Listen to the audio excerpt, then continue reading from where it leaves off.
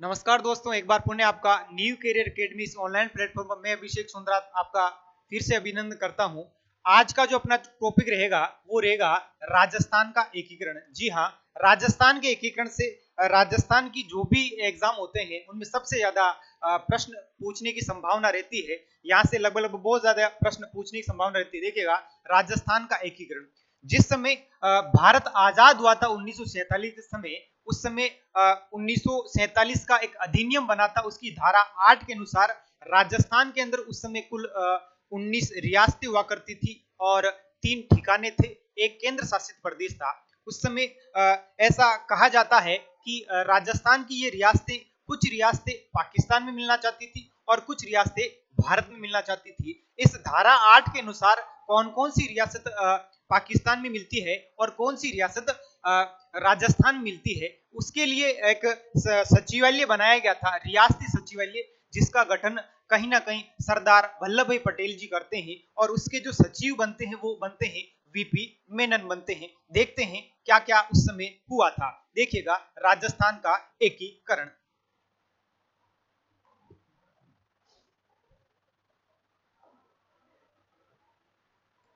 बहुत ही प्यारा टॉपिक है। राजस्थान का एकीकरण, राजस्थान के एकीकरण में सबसे पहले बात करते हैं 1947 के स्वतंत्रता अधिनियम की। 1947 में जब भारत आजाद हुआ था उस समय 1947 का एक स्वतंत्रता अधिनियम बनता है और इसी अधिनियम की धारा 8 के अनुसार,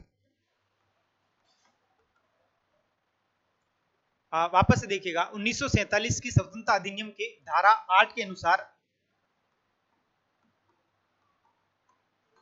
राजस्थान की रियासतें भारत में एवं पाकिस्तान में स्वतंत्र रूप से विलय हो सकती है। ठीक है, वह रियासतें जो भारत में एवं पाकिस्तान में स्वतंत्र रूप से क्या हो सकती है, विलय हो सकती है। इसके लिए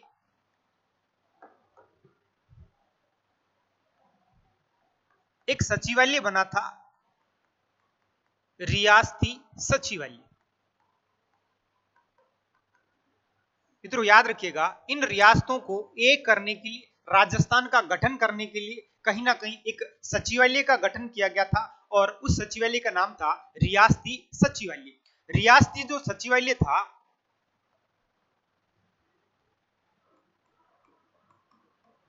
रियासती सचिवालय, इस रियासती सचिवालय का जो गठनकर्ता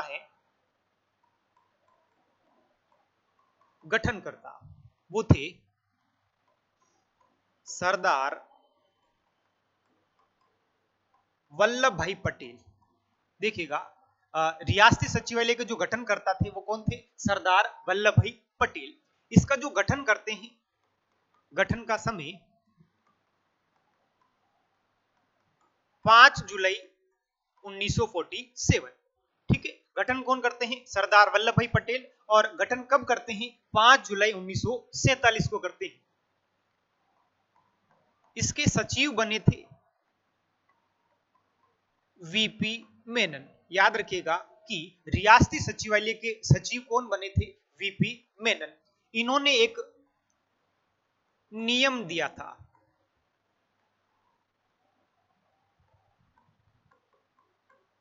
वे रियासतें ही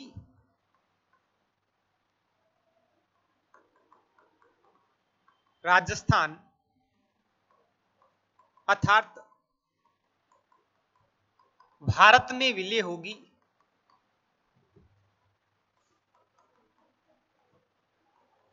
जिनकी जनसंख्या 10 लाख से अधिक हो, यानी यूं कहें कि उस समय वो वही रियासतें स्वतंत्र रूप से हो सकती है जिनकी जनसंख्या कितनी होगी, 10 लाख से अधिक होगी, या फिर जिसकी वार्षिक आय 1 करोड़ से अधिक होगी। मित्रों याद रखिएगा कि यहां पर रियासती सचिवालय की तरफ से दो नियम बनाए गए थे कि वही रियासत स्वतंत्र रूप से राजस्थान में मिल पाएगी जिसकी जनसंख्या कितनी होगी, 10 लाख से अधिक होगी, या फिर वार्षिक आय कितनी होगी, 1 करोड़ से अधिक होगी। फिर से देखिएगा, रियासती सचिवालय गठन किया गया था रियासतों को एक करने के लिए, और गठनकर्ता कौन थे, सरदार वल्लभ भाई पटेल। गठन कब करते हैं, 5 जुलाई 1947 में करते हैं। इसके सचिव बने थे वीपी मेनन। इन्होंने दो नियम दिए थे कि वही रियासत स्वतंत्र रूप से रह सकती है जिसकी जनसंख्या कम से कम 10 लाख हो, और उस रियासत की वार्षिक आय जो है वो 1 करोड़ से क्या होगी, अधिक होगी। देखते हैं,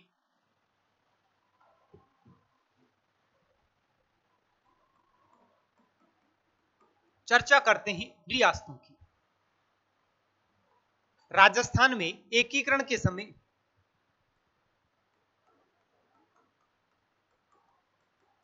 कुल रियासतें 19 थी। ठिकानों की जो संख्या थी वो थी 3। मित्रों याद रखिएगा कि राजस्थान में एकीकरण के समय रियासतों की संख्या कितनी होती है, तो वो होती है 19, और यहां पर ठिकाने हुआ करते थे और उस समय उनकी संख्या कितनी थी, 3 थी, और एक केंद्र शासित प्रदेश था। केंद्र शासित प्रदेश जिसकी संख्या कितनी थी, 1 थी। फिर से देखिएगा, 19 क्या थी, रियासतें थी, 3 क्या थे, ठिकाने थे, और एक केंद्र शासित प्रदेश था। सबसे पहले चर्चा करते हैं रियासतों की। मित्रों याद रखिएगा, टोटल जो 19 रियासतें थी, उन 19 रियासतों में से अगर पूछा जाए कि राजपूत रियासतों की संख्या, राजपूत रियासतों की संख्या, तो उस समय कुल 16 राजपूत रियासतें थी। 19 में से 16 रियासतें ऐसी थी जो कहीं ना कहीं जहां पर सबसे ज्यादा बाहुल्य किसका था, राजपूतों का था। बात करते हैं 19 रियासतों में से 2 ऐसी रियासतें थी जो जाटों की रियासतें थी। जाटों की रियासतों की संख्या 2 थी, और एकमात्र रियासत वो मुस्लिम रियासत थी, और वो थी टोंक।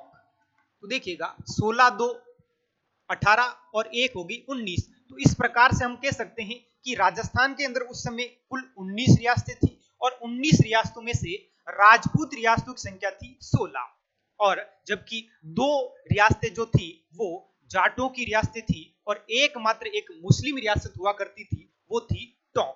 बात करते हैं कि जाटों की रियासत जो थी वो कौन कौन सी थी। एक थी भरतपुर।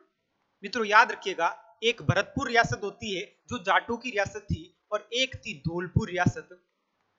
धौलपुर रियासत, वापस से देखिएगा कि उस समय कुल रियासतों की संख्या 19 थी, ठिकानों की संख्या 3 थी, केंद्र शासित प्रदेश 1 था। 19 रियासतों में से राजपूतों की जो रियासत हुआ करती थी वो थी 16, और जाटों की थी वो कितनी थी, 2 थी, जिनमें से एक थी भरतपुर और एक थी धौलपुर। अगर बात करें कि राजस्थान में मुस्लिम रियासतों की संख्या कितनी थी, तो वो थी 1, और एकमात्र कौन थी, टोंक थी। आगे की चर्चा करते हैं कि अगर पूछा जाए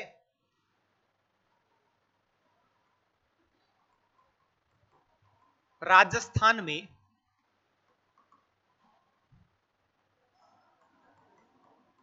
सबसे पुरानी रियासत, सबसे पुरानी जो रियासत हुआ करती थी वो थी मेवाड़ रियासत। मेवाड़ रियासत, याद रखिएगा कि राजस्थान में सबसे पुरानी रियासत कौन सी थी, मेवाड़ रियासत थी। इसी को ही हम कह सकते हैं राजस्थान की सबसे पहली रियासत। पहली रियासत वो भी कौन हो जाएगी? मेवाड़ रियासत। बात करते हैं राजस्थान की सबसे पुरानी, माफ करिएगा, सबसे नवीनतम रियासत। राजस्थान की सबसे नवीनतम रियासत वो थी झालावाड़। झालावाड़ रियासत। मित्रों, इसकी जो स्थापना हुई थी वो हुई थी 1838 में। इसकी एक विशेषता और है कि राजस्थान की वह रियासत जो अंग्रेजों के द्वारा स्थापित होती है वो कौन सी थी? झालावाड़। एकमात्र रियासत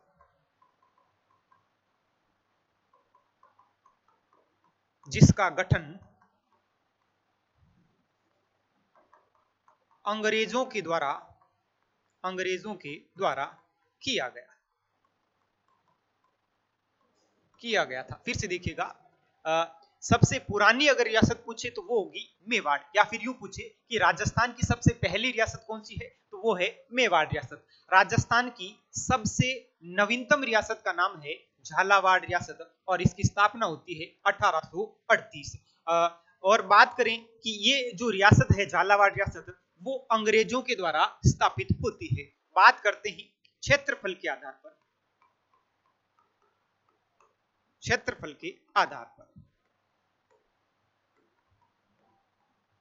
रियासत, तो देखिएगा क्षेत्रफल के आधार पर सबसे बड़ी रियासत वो है मारवाड़ रियासत। जोधपुर का आपने नाम सुना होगा। मारवाड़ रियासत वो क्षेत्रफल की दृष्टि से राजस्थान की सबसे बड़ी रियासत हुआ करती थी और क्षेत्रफल की दृष्टि से सबसे छोटी रियासत, सबसे छोटी रियासत वो थी शाहपुरा। राजस्थान में सबसे छोटी जो रियासत हुआ करती थी वो थी शाहपुरा और सबसे बड़ी जो रियासत थी क्षेत्रफल के आधार पर वो थी मारवाड़। ठीक, आगे देखिए, अगर चर्चा की जाए कि जनसंख्या के आधार पर रियासत, तो देखिएगा जनसंख्या के आधार पर अगर कहा जाए सबसे अधिक जनसंख्या वाली तो वो हो जाएगी आपकी जयपुर रियासत। मित्रों याद रखिएगा कि जनसंख्या के आधार पर अगर प्रश्न पूछा जाए कि जनसंख्या के आधार पर राजस्थान की सबसे बड़ी या फिर यूं सबसे सर्वाधिक जनसंख्या वाली रियासत कौन सी हो जाएगी तो वो हो जाएगी जयपुर रियासत। जनसंख्या के आधार पर ही पूछा जाए कि सबसे कम जनसंख्या वाली रियासत कौन सी है, सबसे न्यूनतम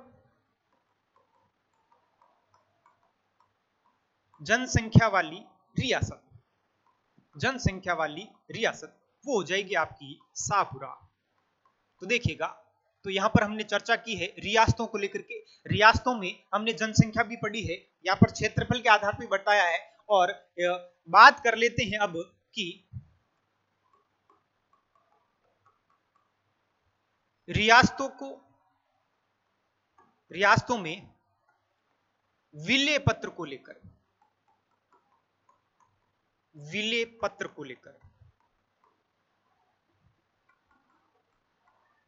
यहां पर विलय पत्र को समझना क्या होता है। विलय पत्र, विलय पत्र वो पत्र था जिसके ऊपर हस्ताक्षर किए जा रहे थे कि कौन कौन सी रियासत पाकिस्तान में मिलना चाहती है और कौन सी रियासत राजस्थान में मिलना चाहती है। तो कहीं ना कहीं सबसे पहली जो रियासत थी वो बीकानेर रियासत थी, जिसने सबसे पहले राजस्थान के एकीकरण की विलय पत्र पर यहां पर क्या किए थे, हस्ताक्षर किए थे। मित्रों याद रखिएगा, इस समय बीकानेर के जो शासक थे वो बीकानेर के शासक शार्दुल सिंह थे। कौन थे? शार्दुल सिंह। और बात कर लेते हैं कि सबसे अंतिम रियासत कौन सी होती है जिन्होंने विलय पत्र पर हस्ताक्षर किए थे, तो वो धौलपुर रियासत होती है। तो यहां पर दो रियासतें अपने को याद रखनी है कि सबसे पहले तो बात कर लेते हैं सर्वप्रथम हस्ताक्षर कौन से पत्र पर?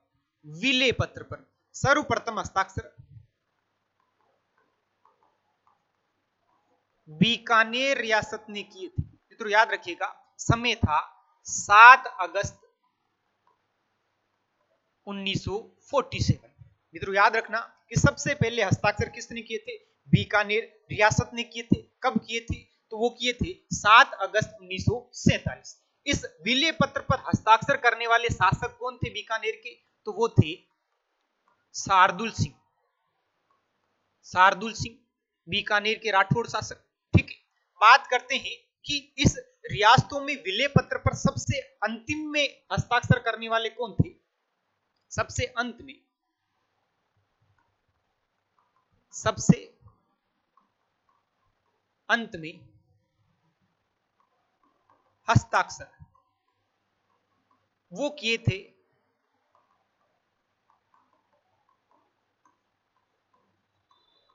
धौलपुर रियासत में।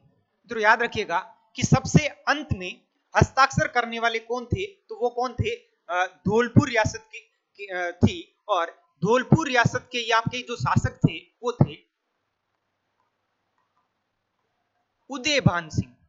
याद रखिएगा सबसे अंत में विले पत्र पर हस्ताक्षर करने वाले शासक कौन हुए हैं राजस्थान में? तो वो हुए थे उदयभान सिंह। और विले पत्र पर हस्ताक्षर करने वाले पहले कौन हो रहे हैं यहाँ पर? शार्दुल सिंह। और रियासत का नाम क्या था? बीकानेर रियासत। यहाँ पर अगर पूछा जाए कि धौलपुर रियासत ने आखिर हस्ताक्षर कब किए थे, तो यहाँ याद रखना है कि 17 अगस्त 1947। फिर से देखिएगा दोस्तों, जनसंख्या के आधार पर रियासतें सबसे अधिक जनसंख्या वाली कौन सी थी? जयपुर रियासत थी। न्यूनतम जनसंख्या वाली रियासत कौन सी थी? शाहपुरा रियासत थी। रियासतों में विले पत्र के आधार पर लेकर के हमने चर्चा की है कि विले पत्र पर हस्ताक्षर सबसे पहले किसने किए थे? बीकानेर ने किए थे। कब किए थे? 7 अगस्त 1947 में। जबकि सबसे अंत में करने वाली रियासत कौन थी? तो वो थी धौलपुर रियासत। और धौलपुर रियासत कब करती है? 17 अगस्त 1947। आगे देखिएगा,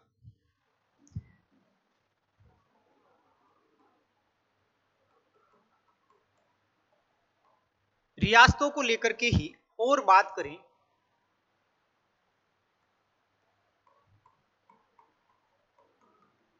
वे शासक जिसने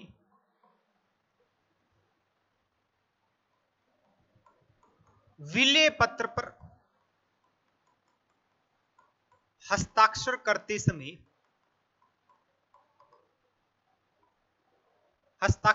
समय कहा, मैं एकीकरण पर नहीं,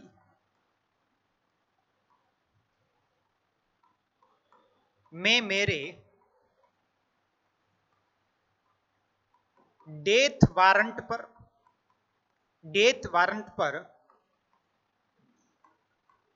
हस्ताक्षर कर रहा हूं। ऐसा किसने कहा था? बहुत बार ये प्रश्न पूछा गया है एग्जामों में कि राजस्थान के आखिर वे कौन से शासक थे जिन्होंने एकीकरण पर हस्ताक्षर करते समय कहा था कि मैं एकीकरण पर नहीं, मैं मेरे मृत्यु प्रमाण पत्र अर्थात मैं मेरे डेथ वारंट पर हस्ताक्षर कर रहा हूं। तो वो जो शासक थे वो थे चंद्रवीर सिंह। मित्रों याद रखिएगा चंद्रवीर सिंह। और ये कहां के शासक थे? तो ये बांसवाड़ा रियासत के शासक थे। याद रखिएगा, तो इन्होंने कहा था मैं एकीकरण पर नहीं, मैं मेरे डेथ वारंट पर हस्ताक्षर कर रहा हूं। जिस प्रकार से मैंने बताया था कि राजस्थान में कुल 19 रियासतें थी और 3 थे ठिकाने। तो देखते हैं, चर्चा करते हैं आगे ठिकानों की। ठिकाने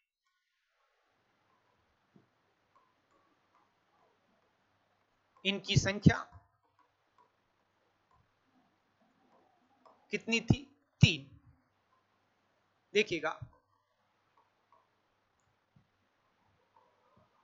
एक था कुशलगढ़,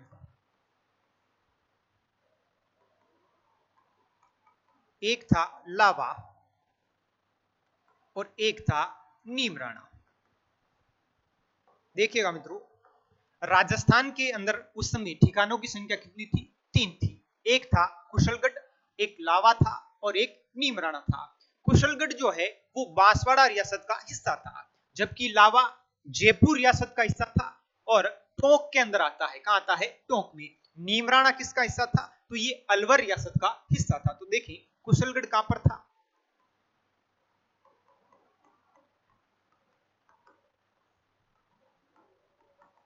बांसवाड़ा रियासत। लावा कहां था? टोंक में। और नीमराणा कहां पर है? अलवर में। सबसे बड़ी चीज, प्रश्न आजकल ऐसे भी पूछे जाते हैं कि राजस्थान का सबसे बड़ा ठिकाना कौन सा था? तो देखिएगा सबसे जो बड़ा ठिकाना था वो था कुशलगढ़, सबसे बड़ा ठिकाना। और सबसे छोटा जो ठिकाना था वो था नीमराणा।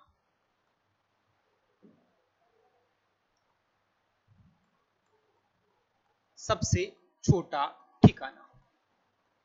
आपस से देखें ठिकानों की संख्या कितनी है? 3 है। पहला कुशलगढ़, फिर लावा, फिर क्या है? नीमराणा। इसके लिए एक ट्रिक्स है, वो है नीला कुशल।